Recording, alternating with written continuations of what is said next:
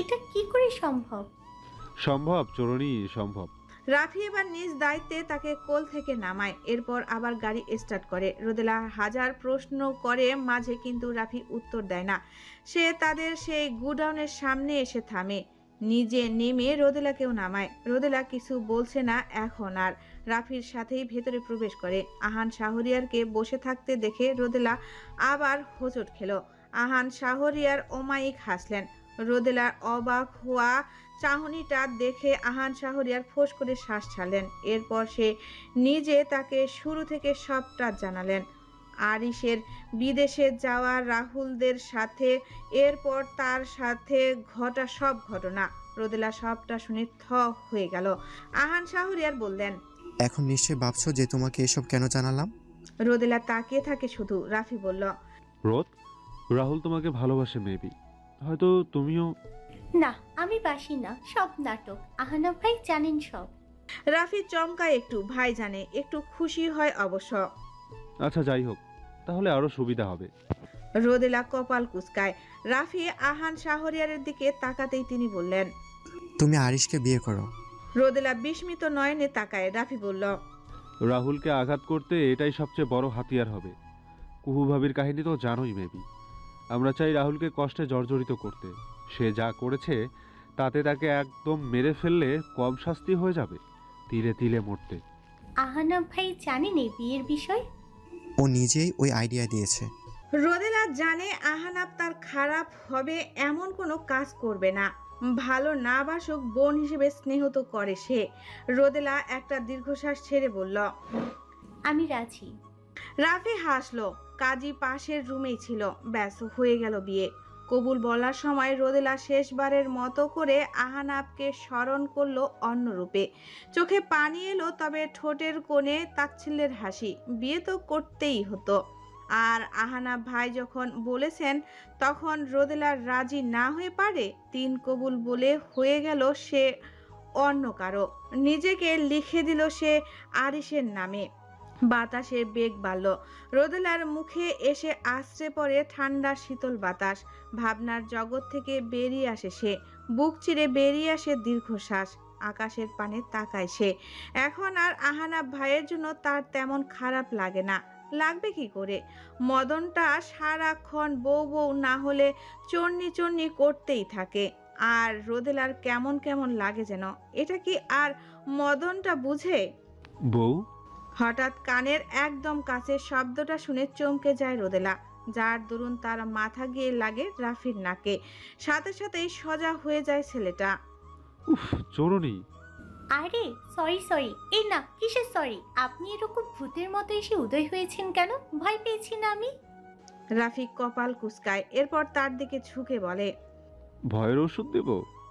রোদেলা পেছনে সরে যায়, বলে, লাগবে না। রাফি তার দিকে এগোতে এগোতে বলে, হুম, লাগবে। রোদেলা জানালার সাথে চেপে গেছে একদম। রাফি ফুলে সজ্জিত বিছানার দিকে তাকিয়ে বলে, আজ আমাদের বাসর রাত চরণী। আমার না বিশ্বাসই হচ্ছে না। রোদেলা একটা শুকনো ঢোক গিলল। রাফি বুঝে রোদেলার অস্ত্রতা। এরপর হতাশার শ্বাস ছেড়ে বলল, গরিবের আবার বাসর রাত। যাও চেঞ্জ করে ঘুমাও। বউ বেশে দেখলে বড় লোকও হয়ে যেতে পারি আবার। রাফি কথাটা বলে বিছানায় গিয়ে গা এলিয়ে দেয়। রোদেলা মাথা নুয়ে দাঁড়িয়ে থাকে। রাফি রোদেলাকে দাঁড়িয়ে থাকতে দেখে বলল, হোয়াট? বড় লোক বানাতে চাও নাকি? রোদেলা দীর্ঘশ্বাস ছাড়ে। এরপর সেও বিছানায় এসে বসে, বলে, আমার গিফট কোথায়? আজকে গিফট দিতে হয় জানেন না? সে তো যারা বাসর করে তারা দেয়। আমি তো আর কিছু করছি না তোমাকে। দিব কিসের জন্য? আমার লাভটা কি হবে? আমি বাবা লাভ ছাড়া কাউকে কিছু দেই না। রোদেলা রাফির দিকে তাকিয়ে রইল শুধু। রাফি বলল, কি চাইয়া আছো কেন বউ? কিছু বলবে? রাফির টিটকারি মার্কা কথা শুনে রোদেলার রাগ হলো। বলল, গিফট দিবি কিনা বল। একটু কিছু হলেই তুই তুই করো কেন? তোমার চেয়ে বয়সও কত বড় আমি জানো, বেয়াদব মেয়ে। বেয়াদব স্বামী, আমার গিফট না দিয়ে আমাকেই বলছো? করবো না আপনার সংসার। রোদেলা উঠে যেতে নিলেই রাফি হেসে ওর হাত ধরল, টান মেরে বুকে আনলো তাকে। এত রাগ করে কেন আমার বউয়ের? তাও আবার বাসর রাতের উপহার নিয়ে। রোদেলা কথা বলে না, মুখ গমরা করে রেখেছে সে। রাফি অবাক হয়। রোদেলা কি মেনেছে বিয়েটা? তাকে মেনেছে সে? রাফি বলল, আমি আসলে গিফট নিয়ে ভাবিনি। আমি ভেবেছিলাম তুমি আমাকে রুম থেকেই বের করে দিয়ে দেবে হয়তো। তুমি তো আর আমাকে। আমি নতুন করে সবটা শুরু করতে চাই আরিশ ভাই। রাফির ভেতরটা কেঁপে উঠল কথাটা শুনে। ঘন ঘন পল্লব ঝাপটালো সে। বলল, হ্যাঁ। রোদেলা তার বুকে থেকেই বলল, ভুলতে চাই সব। আমি চাই আমার সবটা জুড়ে শুধু আমার স্বামী থাক, মন মস্তিষ্ক সবটা জুড়ে শুধু সে থাক। রাফি হকচকায়, আশা করেনি সে। সে খুক খুক করে কেসে বলে, আমি জানি তুমি এখন কষ্টে আছো, সত্যিই তো। মা এমন করলে খারাপ তো লাগবেই। আমি বুঝতে পারছি তোমার অবস্থাটা। ইটস ওকে, তুমি সময় নাও। আমি কি বললাম আর আপনি কি বলছেন? আমি বুঝতে পারছি তোমার অবস্থাটা। কিসের অবস্থা? আমি ইটস ওকে না, এসব থাক, যাও ফ্রেশ হয়ে এসো। রোদেলা ঠিক হয়ে বসলো। বলল, ও বুঝতে পারছি, ইটস ওকে। রোদেলা উঠে যেতে নিলে রাফি বলল, কি বুঝলে? কিছু না। রাফি বোকা বনে গেল। রোদেলা উঠে যেতে নিলে রাফি ওর হাত ধরে বলল, এত রাগ? রাগ নেই। আমি চাই না তুমি আফসোস করো, তাই সময় দিচ্ছি। আচ্ছা। কি আচ্ছা? কিছু না। রাফি হেসে ফেলে। রোদেলাকে টান মেরে বিছানায় ফেলে ওর উপর আচ্ছা হয়ে বলে, কিছু না। ম্যাডামের এত রাগ, খেয়ে ফেলতে ইচ্ছা হয়তো। রোদেলা রেগে তাকায়। উফ, এভাবে তাকাবেন না প্লিজ। সরুন। বউ রাগ করেছে, তার ভাঙাবো না? লাগবে না। লাগবে, আমার লাগবে। ইস, চরুনি আর বিস্কুটখোর কোনোদিন এক হবে কেউ ভেবেছিল? আমি ভাবিনি। আমিও কি ভেবেছিলাম যে এই মদনা জুটবে আমার কপালে? মত না? আমি মত না? হ্যাঁ, মদনা মদনা মদনা। তবে রে। রাফি রোদেলাকে কাতুকুতু দিতে লাগলো। রোদেলা না চাইতেও জোরে জোরে হাসছে। রাফি থামছে না, রোদেলাও হাসছে। থামুন, স্টপ। রাফি রোদেলাকে কাতুকুতু দিতে লাগলো। রোদেলা না চাইতেও জোরে জোরে হাসছে। রাফি থামছে না, রোদেলাও হাসছে। রোদেলা হাসছে আর রাফি কাতুকুতু দিচ্ছে। একটা পর্যায়ে হাঁপিয়ে উঠল রোদেলা। রাফি থামলো, দুজনেই হাসছে। রোদেলা এবার উল্টো রাফিকে কাতুকুতু দিতে লাগলো। এই না চরুনি, বউ স্টপ। কেমন লাগে বুঝুন এবার। আবার আরেকবার ঘরটা তাদের হাসির শব্দে ভরে উঠল। রাফিও মনে মনে নিশ্চিত হলো রোদেলা আজ অনেকটা আঘাত পেয়েছে। একে একে অনেক কিছু হারিয়েছে মেয়েটা, তাই হয়তো আজ তাকে হারানোর ভয় পেয়েছিল সে। এজন্যই অমন কথা বলছিল সে। রাফি সময় দিবে রোদেলাকে, সে তো আর পালিয়ে যাচ্ছে না। আল্লাহ চাইলে সব ঠিক হবে। নাতাশা আদিতের সাথে কথা বলে বাসায় যাওয়ার উদ্দেশ্যে বাইরে যাচ্ছিল। একটু আগেই তারা আহানাপের রুমটা ফুল দিয়ে সাজিয়েছে, এজন্যই দেরি হয়ে গেল। নাতাশা পেছন ফিরে তাকায়। আরে আয়ান, বলো। রাত তো অনেক হয়েছে, একা যাবে? নাতাশা বলতে চাইলো যে তার গাড়ি এসেছে তাকে নিতে, কিন্তু কি মনে করে বলল না, উদাস স্বরে বলল, কি করব বলো? পৌঁছে দিয়ে আসার মতো তো আর আমার কেউ নেই। চলো। নাতাশা একগাল হাসলো, পেছনে পেছনে গেল নিজেও। বাহিরে এসে ড্রাইভারকে হাতের ইশারায় চলে যেতে বলল। আয়ান বাইকে বসে নাতাশাকে বসতে বলল। নাতাশা উঠে বসতেই আয়ান বলল, ঠান্ডা বাতাস ছেড়েছে, একটু বাইক রাইডে গেলে কেমন হয়? যাবে? তুমি পাশে থাকলে আমার উত্তর হ্যাঁই হবে, এটা জিজ্ঞাসা করার কি আছে আবার? হেসে ফেললো আয়ান। স্টার্ট করলো বাইক। আয়ান বলল, ভালো করে ধরো, পড়ে যাবে। নাতাশা আয়ানের কোমর শক্ত করে জড়িয়ে ধরে ওর পিঠে মাথা রেখে বলে, চলবে। একদম। দুজনেই হাসলো। সবসময় ভালোবাসার কথা মুখে বলা লাগে না, আচরণেও প্রকাশ করা যায়। নাতাশা আর আয়ান হয়তো সেরকমই করলো। নাতাশা আয়ানকে জড়িয়ে ধরে শান্তির শ্বাস ছাড়ে। আয়ানের ঠোঁটে আলতো হাসি। প্রণয়ের অন্তিম ক্ষণে এসে যেন সে কাউকে পাবে ভাবেও নির্বোধ হয়। আল্লাহর উত্তম পরিকল্পনাকারী, এজন্যই বলে। রাজনীতি ছেড়ে দেব আমি। সাখাওয়াত আলমের কথা শুনে আয়ান শাহরিয়ার বলেন, অনেক দূর চলে এসেছিস, এখন আর ছাড়িস না। না রে, এসব আর ভালো লাগে না। না চাইতেও এখানে পাপ করা লাগে। আর সানায়াও এটা পছন্দ করে না। এবার আর আমি দাঁড়াবো না, ইলেকশনে পদত্যাগ করব। এটা নিয়েই দৌড়দৌড়ি চলছিল এতদিন। আয়ান শাহরিয়ার একটা দীর্ঘশ্বাস ছেড়ে বলেন, তোর ইচ্ছা। এই রাজনীতি অনেক কিছু কেড়ে নিয়েছে। আমি চাই না আর এর সাথে যুক্ত থাকতে। নীরব রইলেন দুজন। হঠাৎ আয়ান শাহরিয়ার বলেন, তোর মাথায় টাক হলো কেমন করে রে? তুই তো আমার চেয়েও হ্যান্ডসাম ছিলি। সাখাওয়াত আলম নিজের চকচকে টাকে হাত বুলিয়ে বলেন, একদম নজর দিবি না আমার টাকের দিকে। আর তুই তো মেয়ের মানুষের থেকেও বেশি প্রোডাক্ট ইউজ করিস মুখে? আমার তো সময় কই। ভালো কথা বলেছিস। আয় তোকে একটা সিরাম লাগিয়ে দিই, 7 দিনে সুন্দর হয়ে যাবে বেটা। ওয়েট। এই না, থাক, তুই দে ওইসব, আমারও তো রং ঢঙের সময় নেই। যা শালা, আমি দিব বলছি না, মানে দিবই।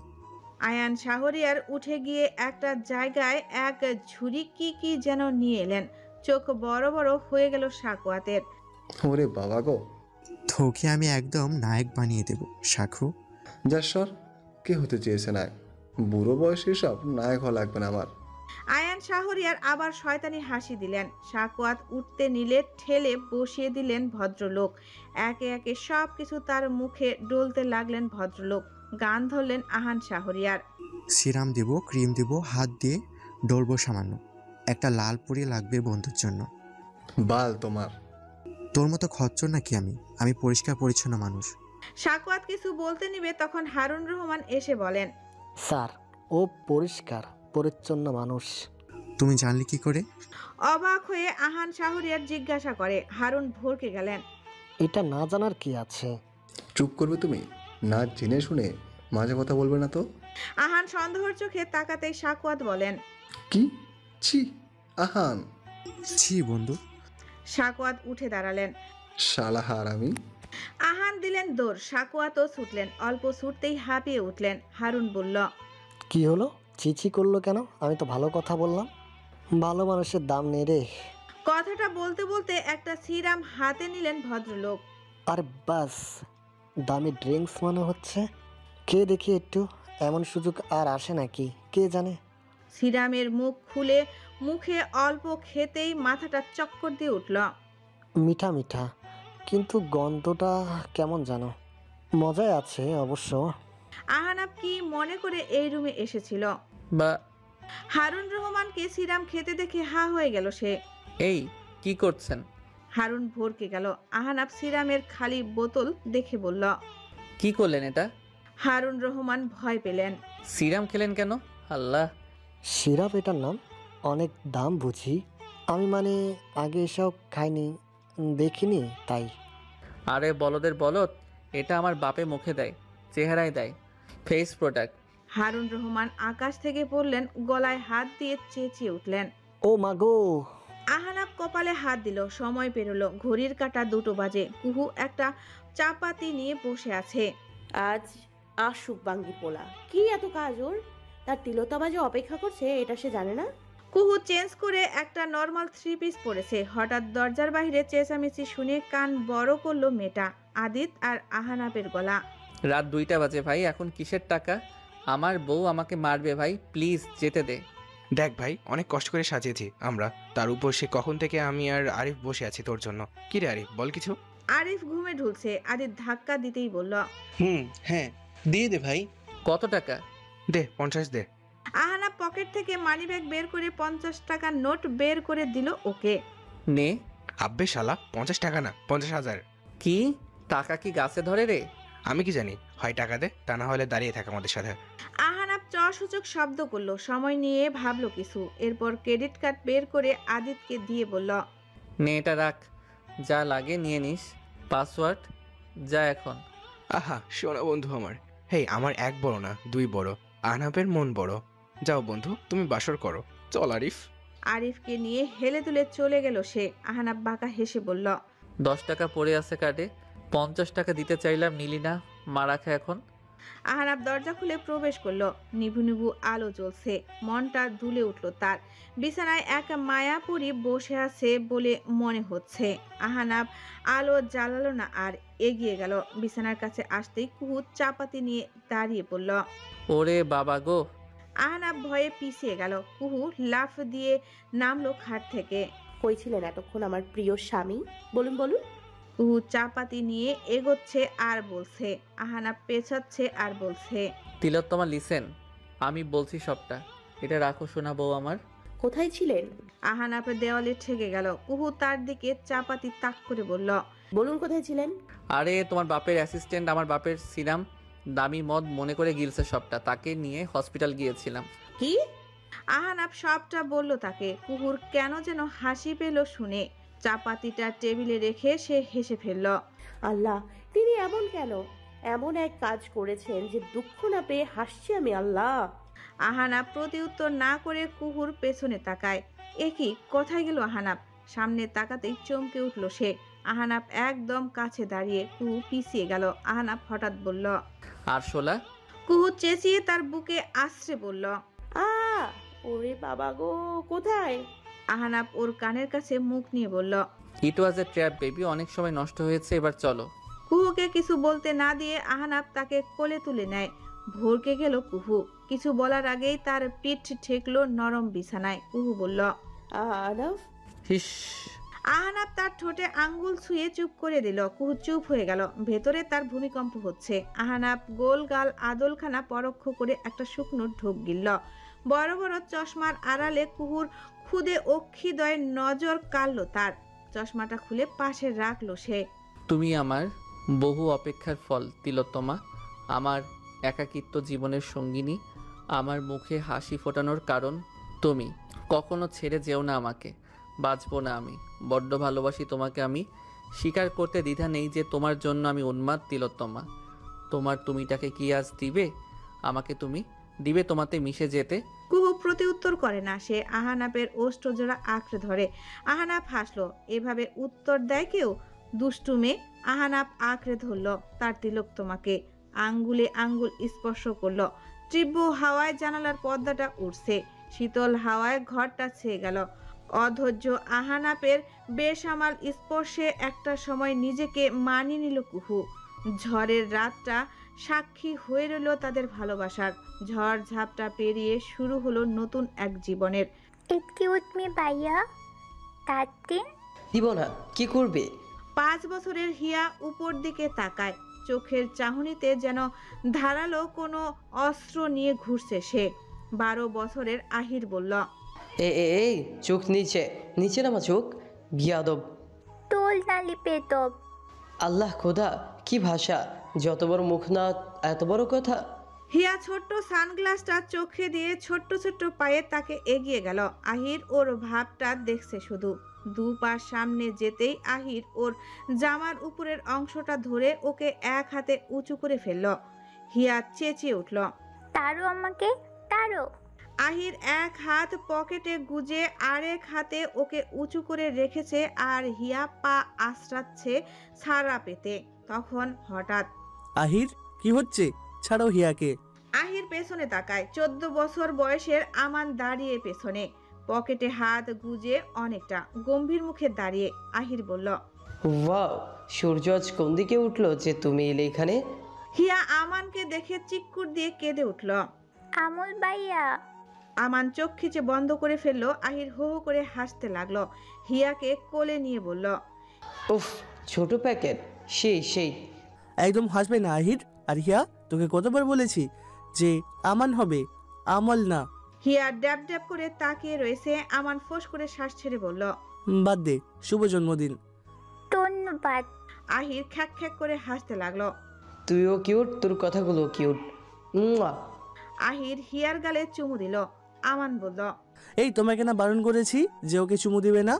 তাই বলে ও হিয়ার গালে টপাটপ আরো চুমু খেলো। আমান গিয়ে থাবা বসিয়ে হিয়াকে নিজের কোলে নিতে চাইলো, কিন্তু আহির ধরে ফেললো। আমান বলল, ছেড়ে দাও ওকে। আহির শাহরিয়ার ছাড়ার জন্য ধরে না কিছু। আমান সিদ্দিকী জিনিসে নজর দিও না, আগেও বারণ করেছি। দুজন একে অপরের দিকে তীক্ষ্ণ দৃষ্টি নিক্ষেপ করে আছে। হিয়া ড্যাব ড্যাব করে তাকিয়ে দেখছে শুধু। হঠাৎই হিয়া আস্তে করে বায়ু দূষণ করে। ও নো, বড় আম্মু। আহির চেঁচিয়ে উঠে। শাহরিয়ার পরিবারের ছোট্ট রাজকন্যার আজ জন্মদিন। সবাই মিলে বাগান বাড়িতে এসেছে তারা। জায়গাটাকে সাজিয়েছে সুন্দর করে। একটা মাদুর পেতে সেখানে বসে আড্ডা দিচ্ছিল সবাই। মাঝে কেটে গিয়েছে 15টা বসন্ত। অথচ মনে হচ্ছে যেন এই তো সেদিনই কুহুই ভার্সিটিতে গেল, আহানাপের সাথে দেখা হলো, কত কাণ্ড। আর আজ নাকি তাদের একটা মেয়েও আছে। আহানাপ আর কুহুর মেয়ে আরাবি হিয়া শাহরিয়ার। ছেলের চিৎকার শুনে রোদেলা ভরকে গেল। রাফি বলল, এই হতচ্ছাড়া আবার চেঁচায় কেন? আমার ছেলে আর তোমার ছেলে একসাথে হলে ঝামেলা হয় না কোনোদিন? আবার লেগেছে বোধহয় দুটো। হিয়াকে নিয়ে আবার লেগেছে বোধহয় দুজনে। তখনই হিয়াকে চ্যাংদোলা করে আমান আর আহির নিয়ে এলো। আহির বলল, বড় আম্মু তোমার মেয়ে ইয়ে করে দিয়েছে, ধরো। বড় হলে লজ্জা পাবি, তা না হলে আমি পরিষ্কার করে দিতাম। আমার সুহাসিনী। আহির বোধহয় শুনছে, সে বলল, আমার বেবি গার্লকে বড় হতে দে, এরপর দেখি না কি হয়, কাকে সে লজ্জা পায়। আমান ঠোঁট বাঁকালো। কুহু গিয়ে মেয়েকে ধরার আগে আহানাপ গিয়ে ধরে। আমার আম্মা কি করেছেন এটা আপনি? বলেছি না টয়লেট পেলে বলবেন। টলি পাপা। আহানাপ মেয়েকে বুকে জড়িয়ে বলে, ওলে বাবা কি জান, এরপর থেকে বলবেন কেমন? আটটা। আহানাপ হাসলো। মেয়ে তার প্রাণ, মা ডাক তার মেয়ের জন্যই জীবন্ত হয়েছে, তা না হলে মা বলে তো সে ডাকতেই পারেনি কোনোদিন। আহানাপ মেয়েকে চোখে হারায় এজন্য বলতে গেলে। কুহু হাসলো বাবা মেয়ের কেমিস্ট্রি দেখে। আদিতের পাশেই তার সিনিয়র বউ রাইফা বসে। কম খাটুনি হয়নি তার বিয়ের সময়, কত বলে কয়ে রাজি করিয়েছিল সে ভাবাগো। আদিত সেই কথা মনে করতেও চায় না। সে বলল, আমাদের হতচ্ছাড়া কোথায়? পাশ থেকে আরিফ বলল, অবশ্যই আমার মেয়েকে নিয়ে চিপাই ঘুরছে। তুই শুনে রাখ আদি, তোর ওই ডিস্কো ছেলের সাথে আমি মোটেও আমার মেয়েকে বিয়ে দিব না। ওই ছেলের কাছে কোন মেয়ের বাপ মেয়ে দিবে? ছেলেটাকে মানুষ করতে হবে। হেই ড্যাডি। রাইফা বিরক্ত নিয়ে ছেলের দিকে তাকায়। বয়স 14 হলে কি হবে, দেখতে দামড়া। বাবা বললে কি তোর মুখে ঠাডা পড়বে হতচ্ছাড়া? আদিত কথাটা বলতেই আরাফ বলল, কুল হাইপার হচ্ছ কেন? ভদ্রভাবে কথা বলো আরাফ, আমান ভাইকে দেখেও তো কিছু শিখতে পারো। কথাটা বলল আরিফের মেয়ে আফনান। 12 বছর বয়স, মাথায় হিজাব বাঁধা। তার নিধি ছোট থেকেই মেয়েকে অশ্লীল দুনিয়া থেকে দূরে দূরে রেখেছে। হিজাব পরা শিখিয়েছে মেয়েকে সে। আফনানের কথাটা শুনে আরাফ বলল, আচ্ছা। বাপের কথা তো শুনো না, আবার আফনান বলে আচ্ছা বলো। ইয়ো কুল বাবা। আদিত জুতোটা খুলতে নিলে রাইফা আটকে দিল। তোর ইয়ো পিছন দিয়ে দিব। কোত্থেকে নিয়ে এসেছো একে রাইফেল? এ মোটেও তোমার ছেলে নয়, হতেই পারে না। সবাই হা করে তার দিকে তাকিয়ে। আহানাপ মেয়েকে ক্লিন করে আসছিল। কথাটা শুনে বলল, এটা তোরই ছেলে, তোর মতোই বান্দর, এটাই তার প্রমাণ। আঙ্কেল অপমান করবেন না। ইয়ো হিয়ামনি, হ্যাপি বার্থডে। হিয়া ফোকলা দাঁত বের করে হেসে বলল, ধন্যবাদ। ওয়েলকাম। সবাই হেসে ফেলল। আহান শাহরিয়ার আর সাকোয়াত আলম গিয়েছিলেন হাঁটতে। এই বয়সে একটু হাঁটাহাঁটি না করলেই নয়। দুজন এসেই নাতনির উপর হামলে পড়ল। যত রূপকথা আছে সব শুনিয়ে ফেলবে যেন। আহানাব বাবার পাকা চুল দেখে বলল, কত তাড়াতাড়ি সময় চলে গেল তাই না? মনে হচ্ছে যেন এই তো ওই দিনই আপনার সাথে দেখা হলো। আহানাব হাসলো। কুহু আহানাবের কাঁধে মাথা রেখে বলল, প্রণয়ের অন্তিম ক্ষণে এসে যে আপনার মতো কাউকে পেয়ে যাব ভাবতেও পারিনি। ধন্যবাদ মিস্টার খাটাস। এতগুলো বছর হয়ে গেল তাও খাটাস নামটা বাদ দিলে না? কুহু খিলখিল করে হাসে। রোদেলা কেক বের করে সাজাচ্ছিল। রাফি সবাইকে অন্যদিকে তাকিয়ে থাকতে দেখে রোদেলার গালে টুপ করে চুমু খেয়ে বসলো।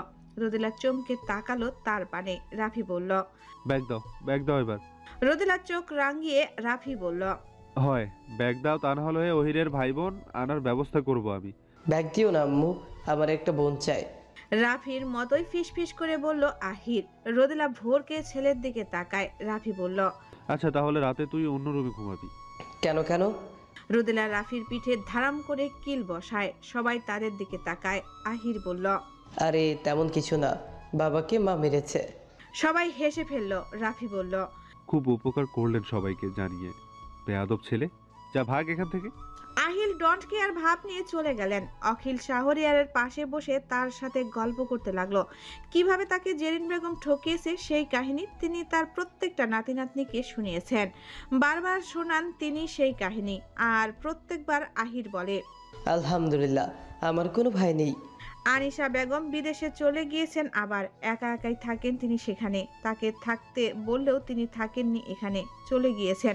রোদেলা আর নিধি মিলে সব ঠিকঠাক করে সবাইকে ডাক দেয়। সব রেডি, সবাই চলে এসো। বাচ্চারা চলে আসে দৌড়ে। মাদুরে কেক রাখা, কেকের মাঝে লেখা হ্যাপি বার্থডে প্রিন্সেস, নিচে ছোট্ট করে লেখা হিয়া। হিয়া এখন তার নানা ভাইয়ের কোলে। মাদুরে বসিয়ে দিল তাকে সাকোয়াত আলম। তার এক পাশে আহির দাঁড়ানো, আরেক পাশে আমান। দুজনই হাঁটু মুড়ে বসে ওর পাশে। তার দুদিকে আরাফ আর আহানাব দাঁড়িয়ে। আরিফ ক্যামেরা রেডি করলো। এত সুন্দর মুহূর্ত ছবি না তুললে হয়। সবাই সুন্দর করে দাঁড়ালো, কিন্তু ছবিটা তুলবে কে? সবার মুখে চিন্তার ছাপ। হঠাৎ একটা গাড়ি এসে থামলো। তাকালো সবাই সেদিকে। গাড়ি থেকে নামলো ওসি সাহেব। ভদ্রলোকের ভুঁড়ি এখন বিশাল হয়েছে, হিডেন ট্যালেন্টের পাওয়ারও বেড়েছে বোধহয়। আহানাব অমায়িক হেসে এগিয়ে গেল। সে নিজেই ইনভাইট করেছিল তাকে। আরে কেমন আছেন?